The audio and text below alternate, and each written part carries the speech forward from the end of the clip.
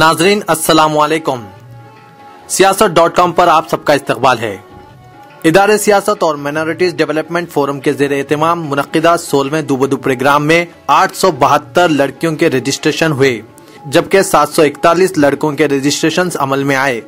Mumtaz college Malakpet में मुनक्किद हुए इस दूबदू प्रोग्राम में 11 अक़दसानी के रिश्ते बरसरे मौका तय पाए, जबकि 30 से जायद रिश्तों के लिए दोनों फरीकीन के दरमियान मुशावरत के बाद रिश्तों को क़तियत देने का फैसला किया गया।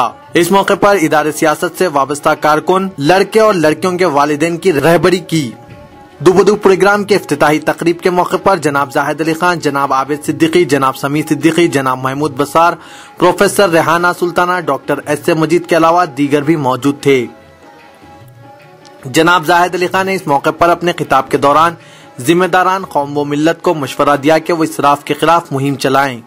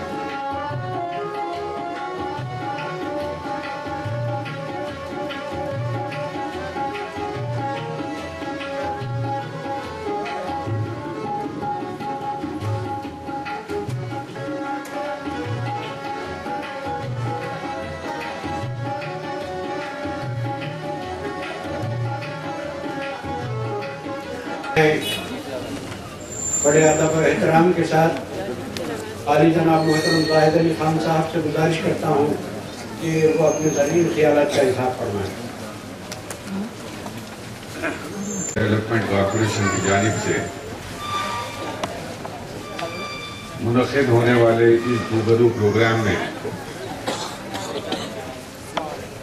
गुज़िश्ता 4 सालों में बेशुमार निस्बतें तय की गई और मुझे खुशी है कि उसमें बाज़ ऐसी शादियां भी मुनक़िद हुई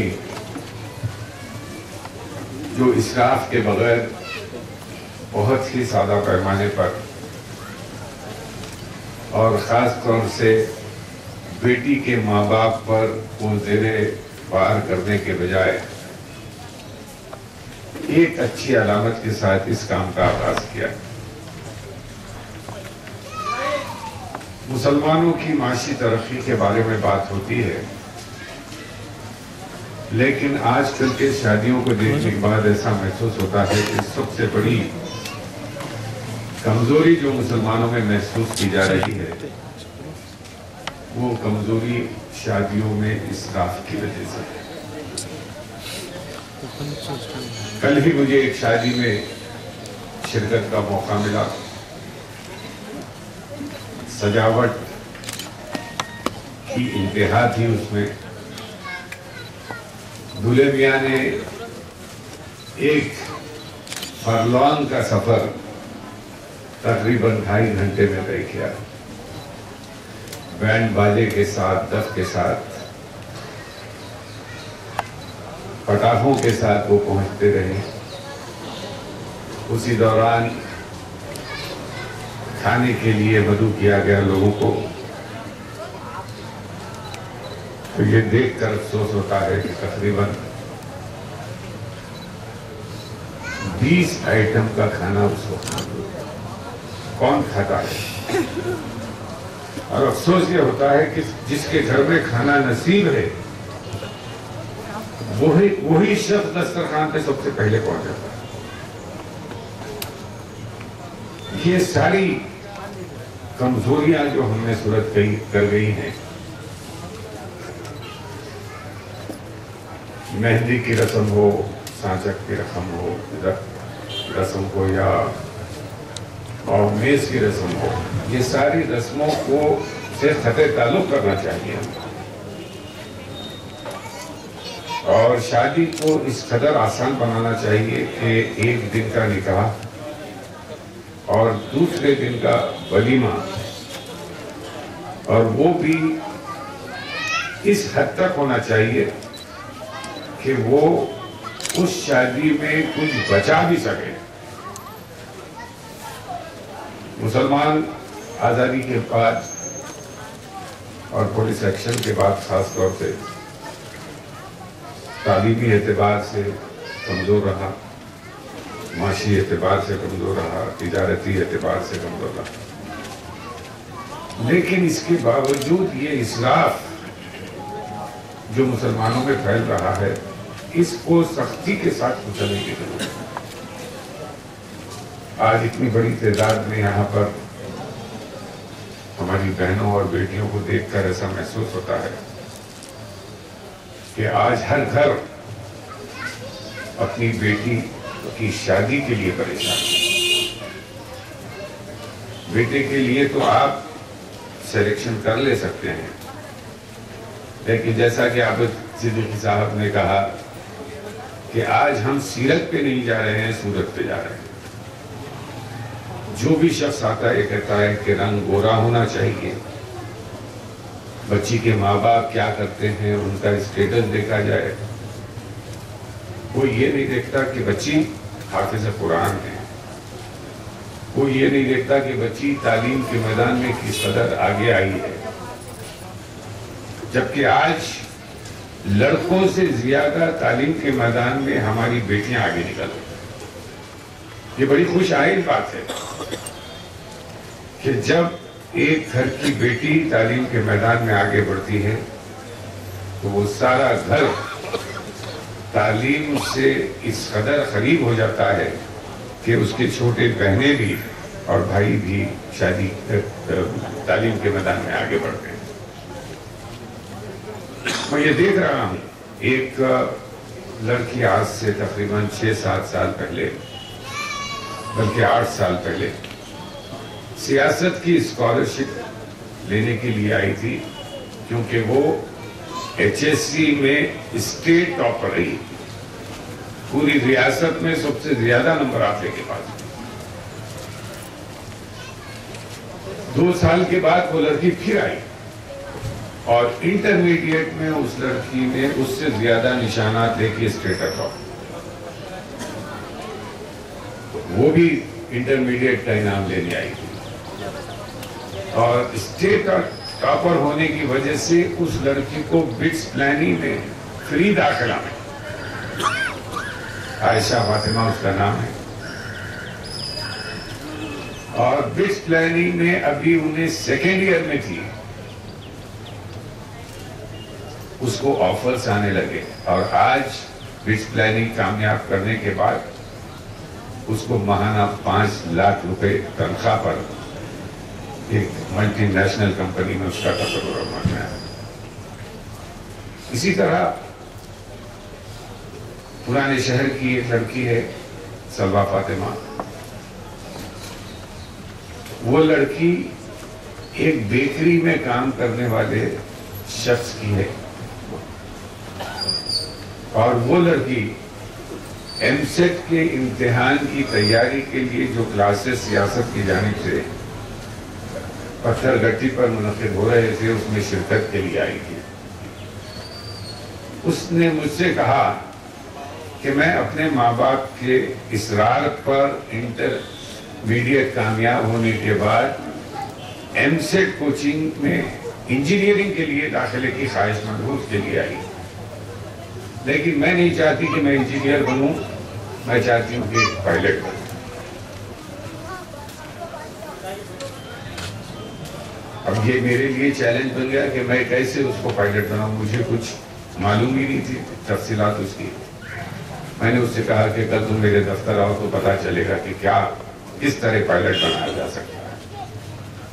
اور میں نے راجیو گاندھی ایویشن اتھارٹی کے کیپٹن سے بات کی اور اس نے پورا پروسیجر بتایا۔ میں اس لڑکی کے پورے ٹیسٹ کروایا، آنکھوں کا ٹیسٹ کرایا، اس کی صحت کا ٹیسٹ کرایا۔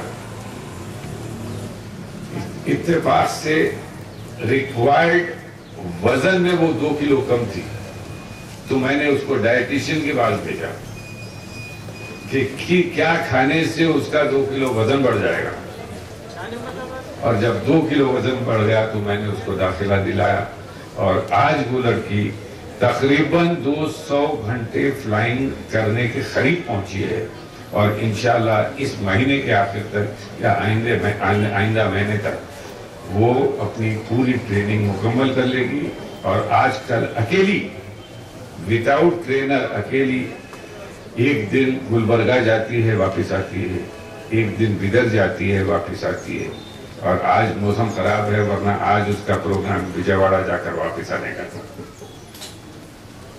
اب دیکھنا یہ ہے کہ ایک پائلٹ لڑکی کے لیے کیسی نسبت آتی ہے،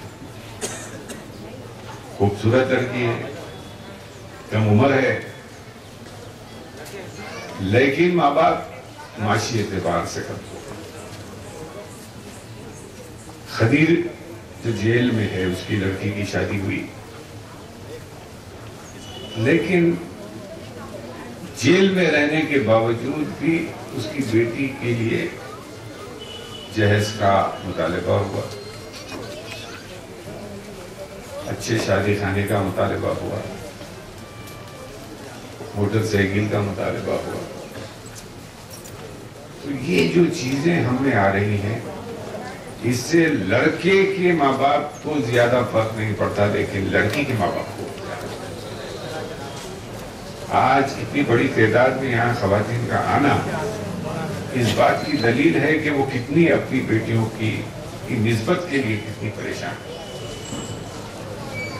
یقیناً سمی نے کہا کہ امریکہ میں بھی اسی طرح کے، بلکہ امریکہ میں زیادہ ہے۔ خود میرے کئی رشتہ دار ہیں جن کی بیٹیاں آج 30 سال کی ہو گئی ہے اور ان کی شادی۔ میرے بھائی جو امریکہ گئے تھے آج سے میں سمجھتا ہوں 1956-57 میں، انہوں نے امریکہ میں شادی کی، بیوی نے اسلام قبول کیا، لیکن بچے کرسچن سے شادی کر لیے، ختم۔ وہاں پر وہ خاندان کا فل اسٹاپ ہے، لیکن اللہ کا فضل و کرم ہے کہ ہمارے حیدرآباد میں یہ کام شروع ہوا ہے، اتنی بڑی تعداد میں لوگ اس کام سے دلچسپی لے رہے ہیں۔ میں سمجھتا ہوں کہ اب نہیں تو کچھ دن بعد ضرور یہ احساس ہم کو ہو جائے گا کہ ہم کو اپنی شادیوں کو آسان بنانے کی ضرورت ہے۔ لیکن افسوس کی بات ہے کہ اس میں علماء مشائخین کو قدم اٹھانا چاہیے۔ ایسی اسراف کی شادیوں میں جانا وہ ترک کر دینا چاہیے۔ جہاں پر اسراف ہو رہا ہے، جہاں پر عاقل صاحب، میں دیکھا ہوں کہ عاقل صاحب جب بھی کوئی میوزک کا پروگرام شادی میں ہوتا تھا تو وہ باب الداخلے سے واپس ہو جاتے تھے۔ لیکن آج کیا، جو ہمارے ہماری قیادت کرنا چاہیے، اصلاح معاشرے کی بات کرتے ہیں،